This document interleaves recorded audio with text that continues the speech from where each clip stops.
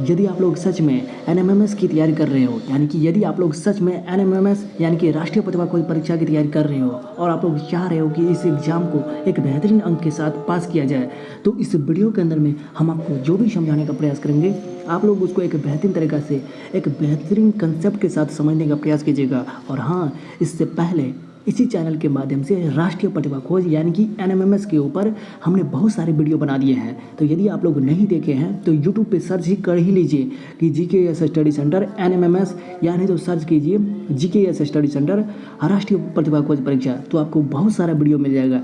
यदि आप लोग उन सारे वीडियो को देख के फिर जाइएगा एग्ज़ाम देने के लिए, तो आपको एग्ज़ाम में बहुत ही फ़ायदा मिलेगा। तो चलिए इस वीडियो की शुरुआत करते हैं। तो मेरा तो कर्तव्य है कहना, हम तो बोल दिए, तो जो स्टूडेंट तेज़ होगा, जो पढ़ने वाला स्टूडेंट होगा, तो सर्च करके सारे वीडियो देख लेगा। और जब ही आप लोग सारे वीडियो को देख लीजिएगा तो आपको बहुत ज़्यादा क्वेश्चंस वहाँ पे बन जाएगा और आप लोग एक बेहतरीन तरीक़ा से, एक बेहतरीन अंक के साथ इस एग्ज़ाम को पास कर जाइएगा। तो चलिए फिलहाल अभी वीडियो को शुरुआत करते हैं। तो चलिए पहले नंबर क्वेश्चन की ओर चलते हैं। तो पहला नंबर क्वेश्चन देखिए, निम्नांकित में वायु जनित रोग कौन सा है? तो वायु जनित रोग का मतलब यह हुआ कि वायु के कारण से फैलने वाले रोग, वायु के कारण से जो बीमारी उत्पन्न होता है वह कौन सा रोग है? तो क्षय रोग भी होता है, डिप्थीरिया भी होता है, निमोनिया भी होता है, यानी कि इसका ऑप्शन नंबर हो जाएगा चौथा, यानी कि चौथा हो गया। वायु जनित का मतलब यहाँ पर मतलब समझे ना कि वायु के कारण से जो रोग उत्पन्न होता है उसी को कहते हैं वायु जनित रोग। आइए अगले प्रश्न की ओर चलते हैं। पेनिसिलियम में जनन की कौन सी विधि है? तो पेनिसिलियम में जनन की विधि है कोनोडिया, तो इसका ऑप्शन नंबर क्या हो जाएगा? चौथा हो जाएगा। चलिए अगले प्रश्न की ओर चलते हैं। निम्नलिखित अणु का पहला आनुवंशिक पदार्थ के रूप में दिखाई दिया, तो वह था आरएनए, यानी कि सबसे पहले जो है आनुवंशिक पदार्थ के रूप में दिखाई दिया आरएनए। वैसे डीएनए भी है आनुवंशिक पदार्थों का वहन। अब बोलिएगा सर जी आनुवंशिक पदार्थ कहते किसको है? तो वैसे पदार्थ, वैसा गुण जो एक व्यक्ति से दूसरे व्यक्ति में फैलता है उसी को कहते हैं आनुवंशिक गुण। जैसे कि पिता का पुत्र में फैलता है ना, हम लोग दिखाई देते हैं ना पिता के जैसे, तो इसी गुण को कहते हैं आनुवंशिक।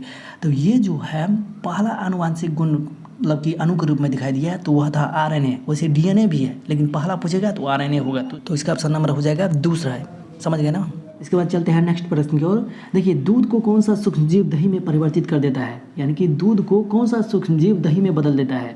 तो लैक्टिक एसिड बैक्टीरिया है। ये जो है बैक्टीरिया के कारण से होता है, दूध दही में बदल जाता है। तो आइए अगले प्रश्न की ओर चलते हैं। तो अगला प्रश्न देखिए, इनमें से कौन ग्रीन हाउस नहीं है? तो आइए सबसे पहले हम लोग जानने का प्रयास करते हैं कि ये ग्रीन हाउस होता क्या है, ग्रीन हाउस गैस होता क्या है।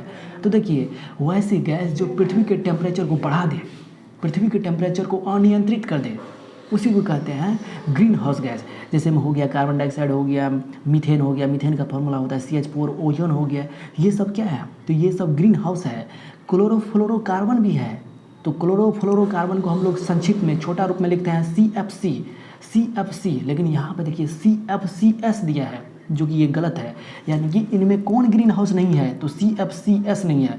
वैसे CFC रहता तो ये होता क्लोरोफ्लोरोकार्बन, मीथेन हो गया, कार्बन डाइऑक्साइड हो गया, ओजोन हो गया, ये सब क्या है? ग्रीन हाउस है। लेकिन यहाँ पे CFC रहता तो ग्रीन हाउस होता, लेकिन CFCS दे दिया, तो इस हिसाब से इसका ऑप्शन नंबर हो जाएगा चौथा। समझ गए ना? यानी कि वैसे गैस जो पृथ्वी के टेम्परेचर यानी कि पृथ्वी के तापमान को अनियंत्रित कर दे, बढ़ा दे, गर्मी। आजकल जो है हम लोग कार्बन डाइऑक्साइड का मात्रा, मीथेन का मात्रा, इसके बाद ओजोन, ये सब जो है जितने भी गैस है, क्लोरोफ्लोरोकार्बन, ये सब कहाँ से उत्पन्न होता है? तो हम लोग जितने भी पेट्रोल, डीजल, केरोसिन तेल, जितने भी ईंधन को जलाते हैं, तो उनसे बहुत प्रकार के प्रदूषक पदार्थ निकलता है, जिससे हमारा वातावरण क्या होता है? प्रदूषित हो जाता है। तो देखिए, जितने भी हम लोग ईंधन को जलाते हैं, चाहे कोयला हो गया, पेट्रोलियम हो गया, पेट्रोल, डीजल, केरोसिन तेल हो गया, तो जलने के बाद हम लोग को कार्बन डाइऑक्साइड देता है। और इसी कार्बन डाइऑक्साइड की वजह से आज हम लोग का जो है वातावरण जो है इतना गर्मी लग रहा है, इसी के कारण से होता है। यानी कि ग्रीन हाउस के कारण से, ग्रीन हाउस गैस के कारण से आज जो है हम लोग को ज़्यादा टेम्परेचर, ज़्यादा तापमान को सहना पड़ रहा है।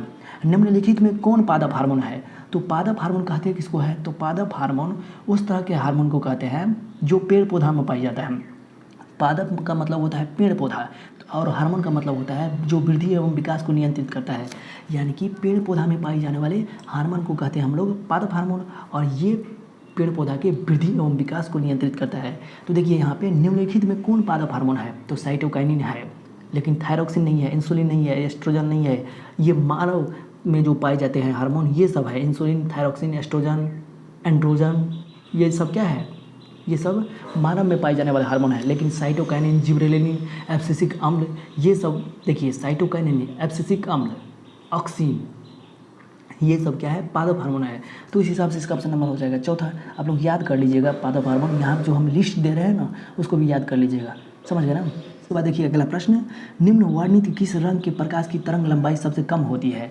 तो प्रकाश की तरंग लंबाई का मतलब यह हुआ कि किस रंग के तरंगदैर्घ्य सबसे कम होती है। तरंगदैर्घ्य का मतलब यह होता है कि जिसका तरंगदैर्घ्य जितना अधिक होगा वह उतना दूर तक दिखाई देगा। देखिए आप लोग जानते हो लाल रंग का तरंगदैर्घ्य क्या होता है, ज़्यादा होता है, तब ना हम लोग बहुत दूर से लाल रंग के प्रकाश को हम लोग एक बेहतरीन तरीक़ा से देख लेते हैं। तो कह रहा है कि किस, यहाँ पे देखिए कोई प्रश्न घुमाने का प्रयास किया है, निम्न वर्णित किस रंग के प्रकाश की तरंग लंबाई सबसे कम होता है, यानी कि किस रंग की तरंगदैर्घ्य सबसे कम होता है। तो बैगनी रंग का सबसे कम होता है, लेकिन पूछेगा सबसे अधिक किसका होता है, तो लाल रंग का सबसे अधिक होता है, बैगनी रंग का सबसे कम होता है। वैसे यहाँ पर हम लिस्ट दे रहे हैं, इस हिसाब से आप लोग देख लीजिएगा।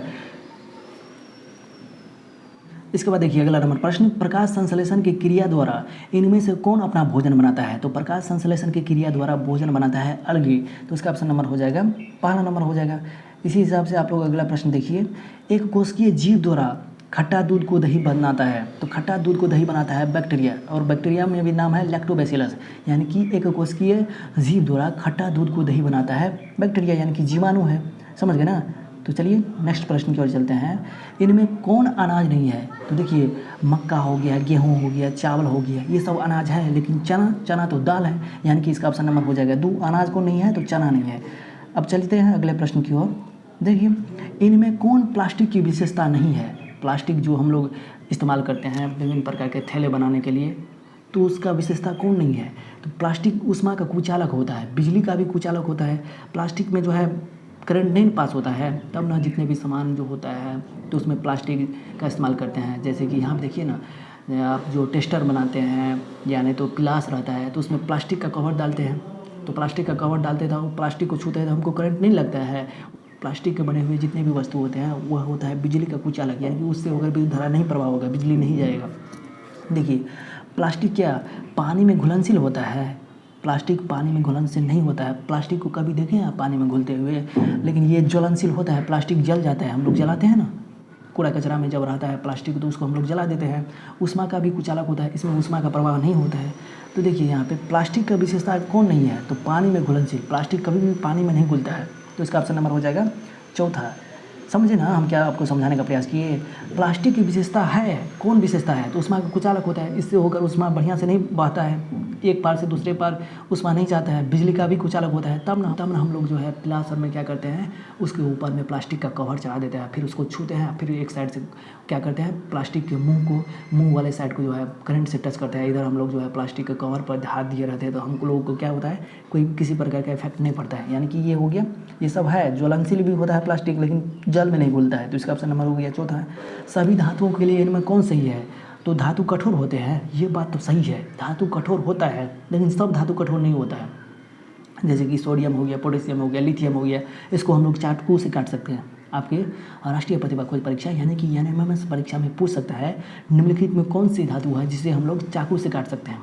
तो चाकू से काटने वाले धातु का नाम है सोडियम, पोटेशियम, लिथियम। इसके बाद देखिए इसका गलनांक और क्वथनांक उच्च होता है। इसका सभी धातु का गलनांक और क्वथनांक उच्च नहीं होता है। जैसे गैलियम, सीजियम, ये सब का गलनांक क्वथनांक काफ़ी निम्न होता है। सभी धातु आघात वर्णीय एवं तन्य होता है, नहीं होता है, समझ गए। तो कौन सा गुण सही है, ये होता ही है, परफेक्ट है।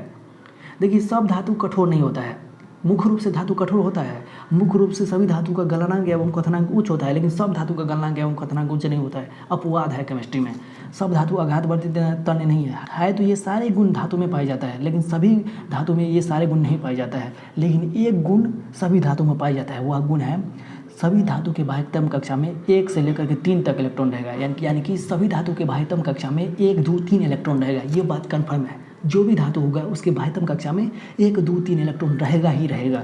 यानी कि सभी धातु के लिए सही है। इसका ऑप्शन नंबर हो जाएगा दूसरा, यानी कि 1 से लेकर 3 संयोजी इलेक्ट्रॉन। इलेक्ट्रॉन का मतलब क्या हुआ, आप लोग जानते हो, एक आवेश है।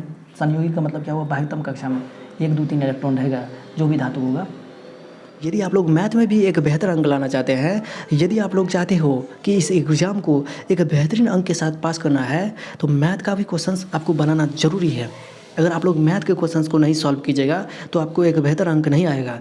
तो इसलिए आप लोग इस चैनल के माध्यम से एनएमएमएस के ऊपर जो भी वीडियो बना दिया गया है, जो भी वीडियो हम डाल दिए हैं, तो यदि आप लोग चाहते हो कि सच में इस एग्ज़ाम को एक बेहतरीन तरीक़ा से पास करें, तो इस चैनल के माध्यम से जो भी वीडियो उपलब्ध कराया गया है, चाहे वह मैथ्स के ऊपर हो, सोशल साइंस के ऊपर हो, या नहीं तो फिजिक्स, केमिस्ट्री, बायोलॉजी के ऊपर हो, तो सारी वीडियो को आप लोग देख लीजिएगा। तो आप लोग को 100% इस बात की हम गारंटी देते हैं कि आपको इस एग्ज़ाम को क्वालिफाई करने में आपको कोई भी नहीं रोक पाएगा। तो इस चैनल के माध्यम से जो भी उपलब्ध कराया गया है, यूट्यूब पे डाल दिए हैं वीडियो, जो भी आप लोग यूट्यूब पे सर्च करके उसको एक बेहतरीन तरीक़ा से देख ही लीजिएगा, क्योंकि हम उसी तरह के ऑब्जेक्टिव प्रश्न पर चर्चा किए हैं, उसी तरह का कंटेंट हम यूट्यूब पे डाले हैं जो आपके एनएमएस प्रतियोगी परीक्षा के लिए काफ़ी महत्वपूर्ण है और बार बार पूछा गया है। तो यदि आपको वीडियो अच्छा लगे तो चैनल को ज़रूर सब्सक्राइब कर लीजिएगा, क्योंकि इस चैनल के माध्यम से इस प्रतियोगी यानी कि एनएमएस की तैयारी एक बेहतरीन तरीके से कराया जाता है।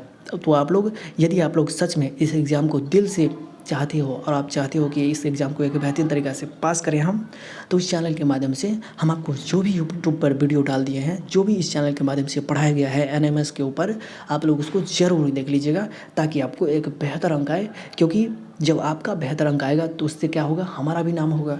तो आप अच्छा कीजिए, इस बात की हम इसकी आशा हम करते हैं। तो चलिए फिर मिलते हैं नेक्स्ट वीडियो में।